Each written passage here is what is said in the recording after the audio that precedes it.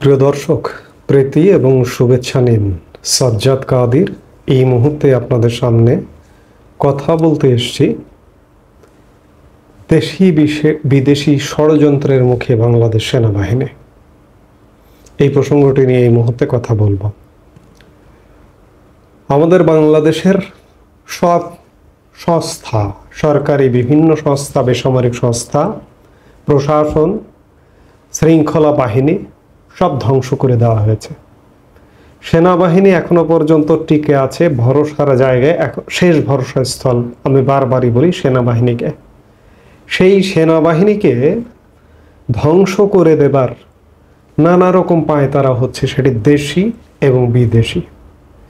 এই পায়তারারই অংশ হিসেবে জাতিসংঘ মানবাধিকার বিষয়ক হাই কমিশনের হাই কমিশনার ভলকার তুর্ক গত বুধবার বিবিসির হার্ট ট্যাক অনুষ্ঠানে অংশ নিয়েছিলেন এবং সেখানে তিনি ইঙ্গিত করেছিলেন আমাদের সেনাবাহিনীকে যে জুলাই আগস্ট যে সহিংসতা হয়েছিল সেই সহিংসতায় সেনাবাহিনীকে চাপ দেওয়া হয়েছিল যে তোমরা যদি এই যে আন্দোলনের বিপক্ষে অংশগ্রহণ করো তাহলে জাতিসংঘ শান্তিরক্ষী মিশনে অংশগ্রহণকারী দেশ হিসেবে থাকতে পারবে না, এমন একটি হুমকি দেওয়া হয়েছিল। এটি ভলকার তুর্ক তার সাক্ষাৎকারে বলেছেন। এটি নিয়ে আমি একটি ভিডিওতে কথা বলেছি। আজকে আবার কথা বলবার প্রয়োজন হলো কেন? বাংলাদেশ সেনাবাহিনীর ISPR inter services public relations আন্তঃবাহিনী জনসংযোগ পরিদপ্তর রীতিমতো একটি বিবৃতি দিয়ে জানিয়েছে যে আসলে কি ঘটনা হয়েছিল। ভলকার তুর্ক যে কথাটি বলেছে সেটি কতটুকু সত্য। সংবাদে যেটি বলা হচ্ছে যে গত জুলাই আগস্টে ছাত্র জনতার আন্দোলনে বাংলাদেশ সেনাবাহিনীর ভূমিকা নিয়ে জাতিসংঘের মানবাধিকার বিষয়ক হাই কমিশনার ভলকার তুর্ক যে মন্তব্য করেছেন তা স্পষ্ট করতে বিবৃতি দিয়েছে আন্তঃবাহিনী জনসংযোগ পরিদপ্তর বা আইএসপিআর। আমি যেটি বলছিলাম, আইএসপিআর এর বিবৃতিতে বলা হয় বিবিসি ওয়ার্ল্ড সার্ভিসের সমসাময়িক বিষয় নিয়ে সাক্ষাৎকার ভিত্তিক অনুষ্ঠান হার্ট টকে গত বছরের জুলাই আগস্ট মাসে ছাত্র জনতার আন্দোলনে বাংলাদেশ সেনাবাহিনীর ভূমিকা সম্পর্কে জাতিসংঘের মানবাধিকার বিষয়ক হাই কমিশনার ভলকার তুর্কের মন্তব্য নিয়ে একটি সংবাদ প্রচার করা হয় দেশের বিভিন্ন গণমাধ্যমে। বিবৃতিতে বলা হয় এই সময় বাংলাদেশ সেনাবাহিনী জাতিসংঘের মানবাধিকার বিষয়ক হাই কমিশনার থেকে এ বিষয়ে কোনো ইঙ্গিত কিংবা বার্তা সম্পর্কে অবগত নয়। যদি এ সংক্রান্ত কোনো উদ্বেগ প্রকাশ করা হয়ে থাকে তবে তা তৎকালীন বাংলাদেশ সরকারকে জানানো হয়ে থাকতে পারে, সেনাবাহিনীকে নয়। এতে বলা হয় বাংলাদেশ সেনাবাহিনী জাতীয় নিরাপত্তা নির্দেশিকা অনুযায়ী কাজ করে এবং সর্বদা আইনের শাসন ও মানবাধিকার নীতির প্রতি শ্রদ্ধাশীল। তবে মিস্টার তুর্কের মন্তব্য কিছু মহলের মাধ্যমে ভুলভাবে উপস্থাপিত হচ্ছে, যা সেনাবাহিনীর ভূমিকা সম্পর্কে ভ্রান্ত ধারণা সৃষ্টি এবং পেশাদারিত্বকে প্রশ্নবিদ্ধ করতে পারে। প্রসঙ্গত, বাংলাদেশে জুলাই আগস্টে ছাত্র জনতার আন্দোলনে দমনপীড়নে অংশ না নিতে সেনাবাহিনীকে সতর্ক করার পর দেশটিতে পরিবর্তন হয়। বিবিসির হার্ট টক অনুষ্ঠানে এ বক্তব্য দিয়েছিলেন জাতিসংঘের মানবাধিকার বিষয়ক হাই কমিশনার ভলকার তুর্ক। আমি যেটি বলছিলাম যে বাংলাদেশের সেনাবাহিনীকে ধ্বংস করবার দেশি বিদেশি ষড়যন্ত্র হচ্ছে। সেনাবাহিনীকে কখনো কখনো প্রতিপক্ষ বানিয়ে ফেলানো হচ্ছে।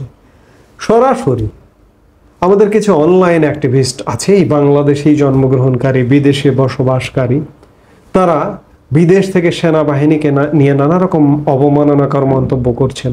এমনকি 32 নম্বর ধানমন্ডি 32 ভেঙে দেওয়ার সময় সেনাবাহিনীর উপর বুলডোজার উঠিয়ে দেওয়ার কথা একজন বলেছিলেন।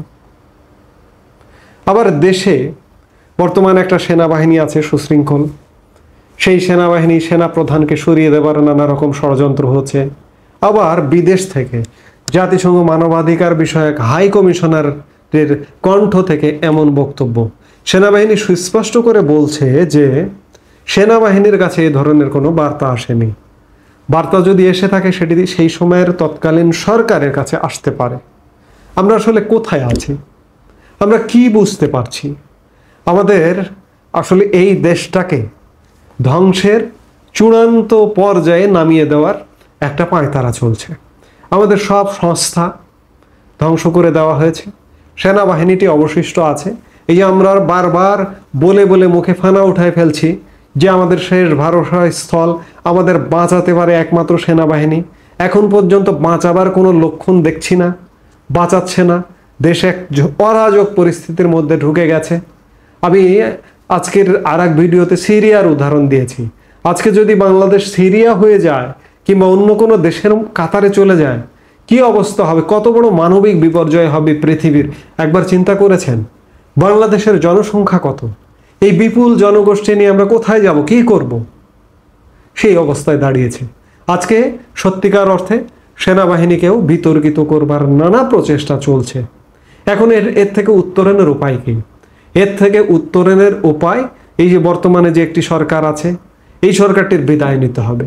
আর সেনাবাহিনীরই তাদের ভূমিকা পালন করতে হবে, তাদের ভাবমূর্তি উজ্জ্বল করতে হবে, তাদেরই প্রমাণ করতে হবে যে আমরা বাংলাদেশের পক্ষে, আমরা স্বাধীনতার পক্ষে, আমরা 1971 মহান মুক্তিযুদ্ধের মাধ্যমে অর্জিত বাংলাদেশের পক্ষে। এর বাইরে আমরা কোনো চিন্তা করি না। সেই জায়গা থেকে বারবারই বলছি যে সেনাবাহিনীকে এটি প্রমাণ করতে হবে। সেনাবাহিনী আজকে একটি বিবৃতি দিয়েছে ভলকার তুর্কের বক্তব্য সম্পর্কে। শুধু বক্তব্য বিবৃতিতে থেমে থাকলে চলবে না, ইমিডিয়েট সেনাবাহিনীর অ্যাকশানে যেতে হবে। সেটি বাংলাদেশ রক্ষার অ্যাকশান। এই যে নানা রকম এই অচল অবস্থা, এই অস্বস্তিকর পরিবেশ, এই শ্বাসরুদ্ধকর পরিবেশ কারো জন্য ভালো লাগার কথা না, ভালো লাগছে না। কাজেই আবারও বলবো, এই বক্তব্যেও বলবো যে সেনাবাহিনী, সেনাপ্রধান জেনারেল ওয়াকারুজ্জামান বাংলাদেশকে বাঁচান। আপনারা যদি শেষ হয়ে যান, সেনাবাহিনী যদি ধ্বংস হয়ে যায়, তাহলে আমাদের আর কিচ্ছু থাকবে না, কোনো প্রতিষ্ঠান থাকবে না, সেনাবাহিনী থাকবে না। সেনাবাহিনীটাকে ধ্বংস করতে চাইছে কেন? বিদেশি শক্তিও কেন চাইছে? বাংলাদেশে সেনাবাহিনী ধ্বংস করে দিয়ে, বাংলাদেশ সেনাবাহিনীকেও ব্যর্থ করে দিয়ে জাতিসংঘ শান্তিরক্ষী মিশন আসার কি একটা পায়তারা করছে বাংলাদেশে? কিংবা মানবাধিকার কমিশন তাদের কার্যালয় খুলবার পায়তারা করছে বাংলাদেশে? আমি আগের বক্তব্যে বলেছি, আবারও বলতে বাধ্য হচ্ছি, হয়তো তেমনটাই হবে। নইলে আমার সেনাবাহিনীর পেছনে কেন লেগেছে দেশি বিদেশি শক্তি? একটা ব্যর্থ রাষ্ট্র কায়েম করে নানা রকম ফায়দা হাসিল করবার একটা ষড়যন্ত্র যে চলছে, এ ব্যাপারে কোনো সন্দেহ নেই। এই মুহূর্তে এ পর্যন্তই। সবাই ভালো থাকুন, সুস্থ থাকুন। আমাদের ভিডিওগুলো নিয়মিত পেতে সাবস্ক্রাইব করুন Sajjad Kadir and the legends YouTube channel এবং লাইক, কমেন্ট, শেয়ার করে সাথে থাকুন।